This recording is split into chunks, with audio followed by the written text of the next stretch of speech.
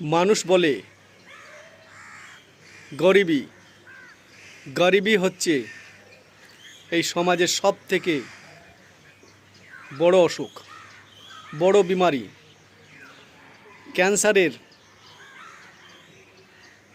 চিকিৎসা হয়, কিন্তু গরিবীর কোনো চিকিৎসাই হয় না, এর কোনো ঔষধ নেই। বলবো না বন্ধু, না, গরিবীরও চিকিৎসা হয়। আর গরিবীর সব থেকে বড় ওষুধ হচ্ছে হিম্মত।